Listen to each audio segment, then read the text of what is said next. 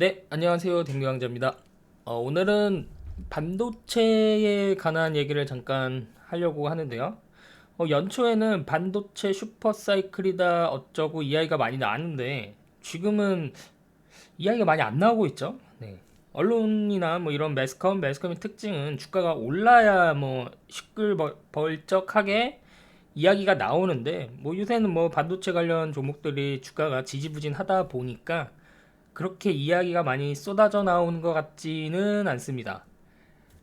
그래서 그 크게 이제 주식 투자 방법이라고 할 때 뭐 탑다운 방식이 있고 바텀업 방식이 있는데 탑다운 방식은 말 그대로 위에서 아래로 훑는 방식이고 바텀업 방식은 기업부터 시작해서 그 다음에 뭐 산업, 섹터, 업황, 시황 이쪽으로 이제 위로 훑는 방식을 이제 바텀업 방식이라고 하죠. 그래서 이 시황 섹터 종목으로 흘러간 탑다운 방식으로 이제 투자를 하게 되면 이제 특정 섹터의 투자의 사고라고 해야 될까요? 그게 이제 갇힐 수도 있어요. 뭐 장단점이 있는데 그래서 뭐 딱 섹터를 정해두고 이제 투자를 하게 되죠. 뭐 반도체, 뭐 풍력, 수소, 2차 전지 뭐 이런 식으로 이제 이게 섹터를 딱 정한 다음에 그에 관련주 예, 관련주 해서 이제 딱 종목을 뽑아서 이제 그 안에서 이제 투자를 하는 방식은 이제 탑다운 방식이라고 하죠. 예, 그래서 뭐 최근에 보면은 이제 탑다운 방식으로 투자를 하시는 분들도 많은 것 같아요.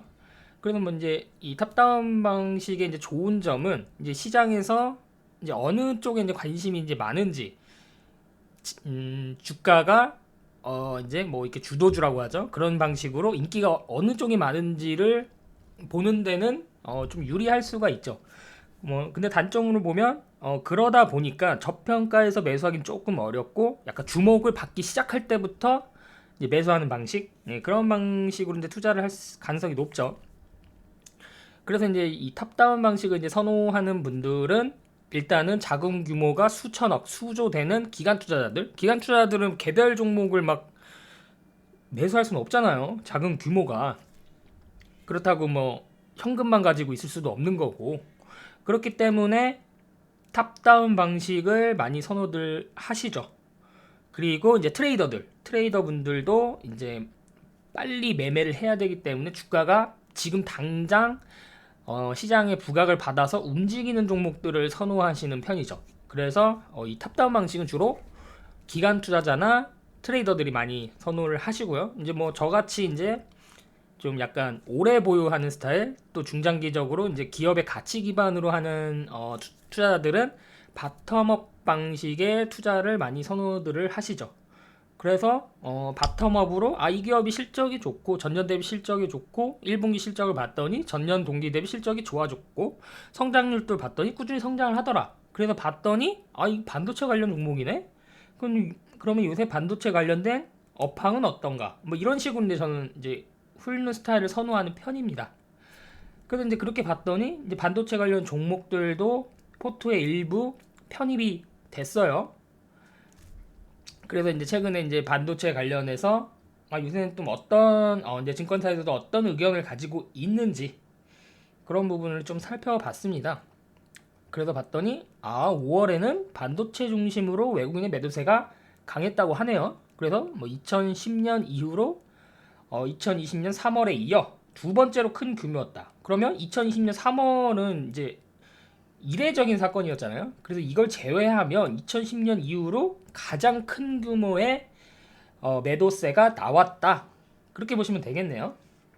근데 이걸 단순히 이제 절대적인 수치를 가지고 2010년 이후로 가장 큰 매도 규모였다 이런 식으로 판단하기 조금 곤란한 게 뭐냐면 2020년 3월 이후에 코스피 시가총액과 멀티플이 상승한 것을 감안하면 이거를 뭐 가장 큰 규모였다고 뭐 엄청난 뭐 매도세가 일어났다 이렇게 판단하기엔 조금 곤란하다.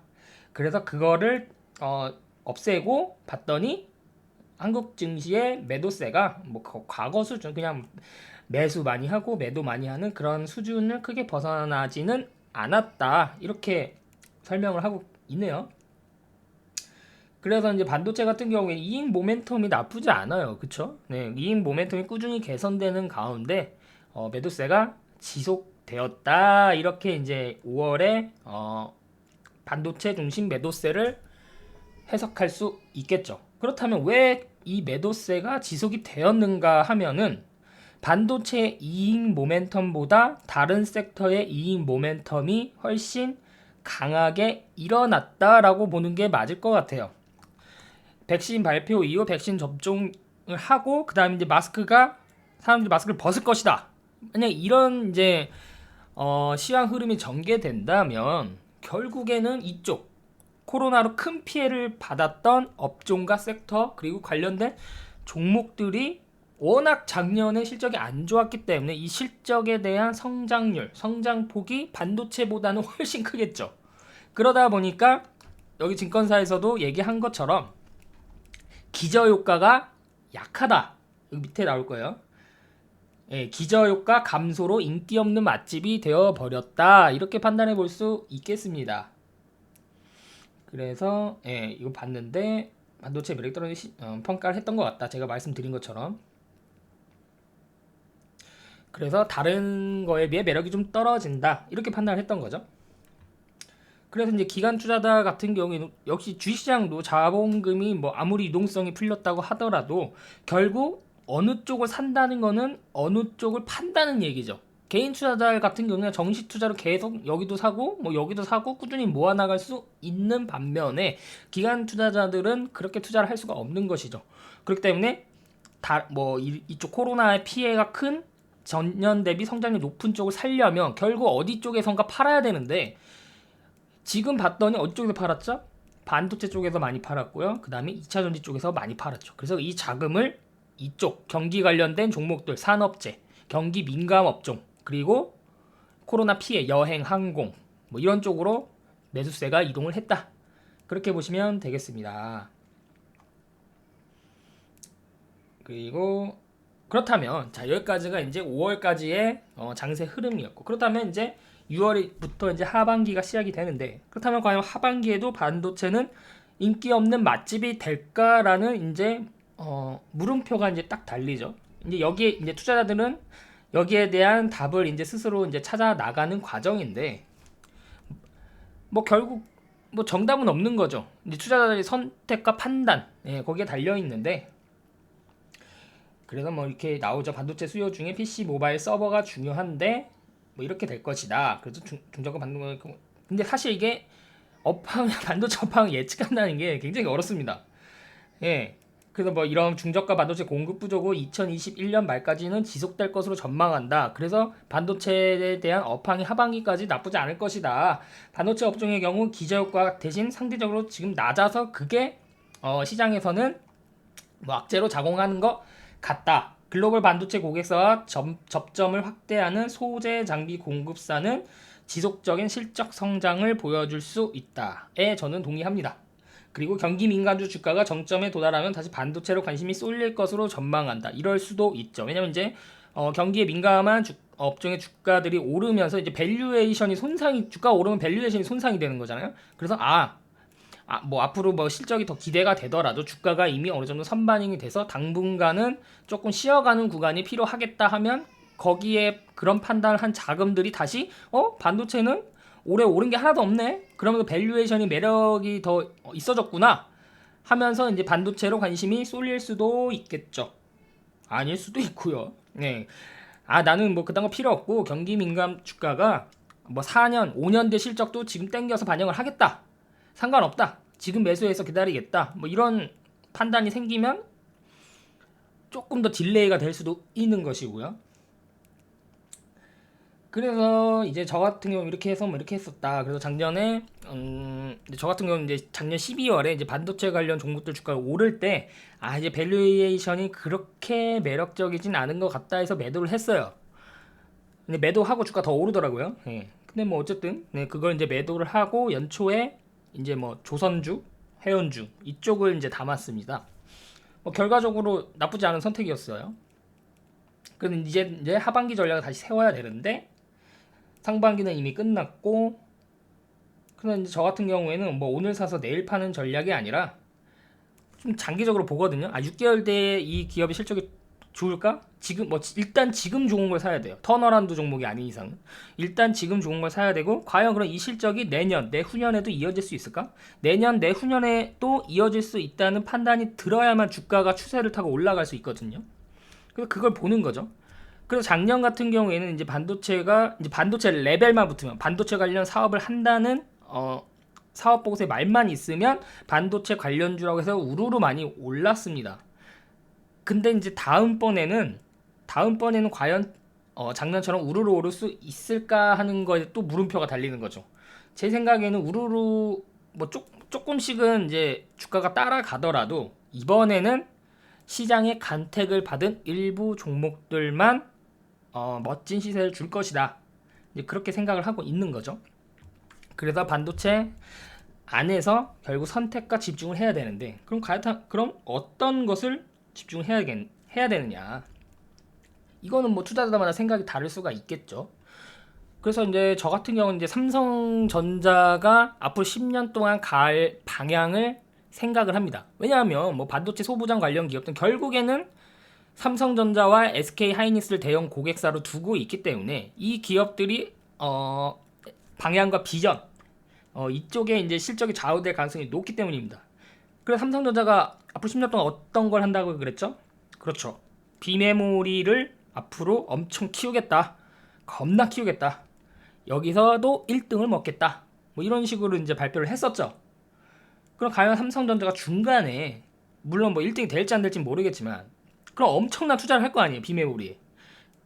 뭐 중간에 포기할까요? 우리 비메모리 이제 포기하겠습니다. 죄송합니다. 이럴까요? 아닐 것 같거든요. 10년 동안 무조건 비메모리 키울 것 같아요. 그렇다면 이 삼성전자가 비메모리를 키우면서 수혜를 받을 수 있는 반도체 관련 기업들이 있겠죠.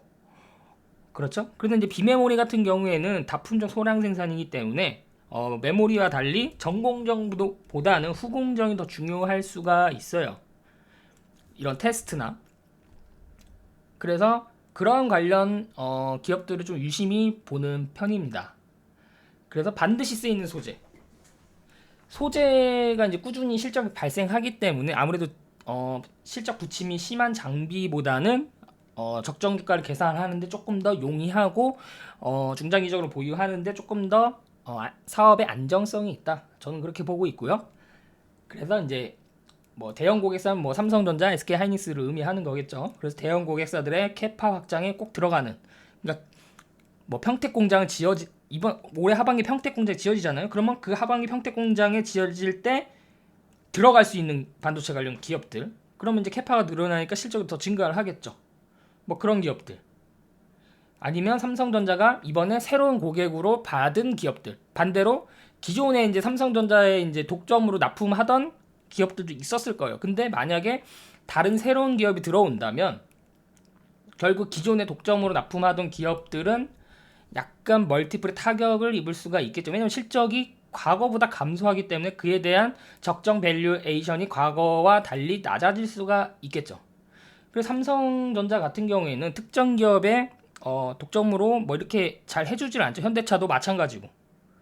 그래서 여러 고객사를 밑에 여러 고객사를 둡니다. 그래서 특정 기업을 1차 밴드로 오랫동안 키워주질 않습니다. 왜냐하면 이제 이쪽이 커져버리면 나중에 이 기업한테 우리가 휘둘릴 수도 있다고 이제 생각을 하는 것이죠. 그래서 과연 삼성전자 새롭게 뭐 소재든 부품이든 새롭게 이번에 납품하는 기업은 뭐가 있을까? 뭐 그런 걸 이제 생각해보고 조사를 해보는 겁니다. 그래서 결론은 실적이 무조건 좋아질 수 있는 종목, 반도체 업황과 상관없이. 그래서 앞으로 이제 10년 동안 삼성전자가 비메모리를 키운다고 했으니 뭐 굳이 고른다면 메모리보다는 비메모리 쪽. 비메모리는 이제 그래서 디램 업황과 상관없이 꾸준히 좋아질 가능성이 있다. 그래서 뭐 만에 하나 반도체 업황이 꺾인다, 나빠진다. 그럼에도 불구하고 실적이 좋아질 수 있는, 꾸준히 실적이 좋아질 수 있는 쪽은 비메모리 쪽이 아닐까. 뭐 그런 생각이 들고요. 그 삼성전자 주가가 올라오면 결국 디램 업황이 좋아져야 되는데 이 디램 업황을 예측하기 좀 쉽지 않다, 개인 투자자가. 뭐 그런 생각이 들고요.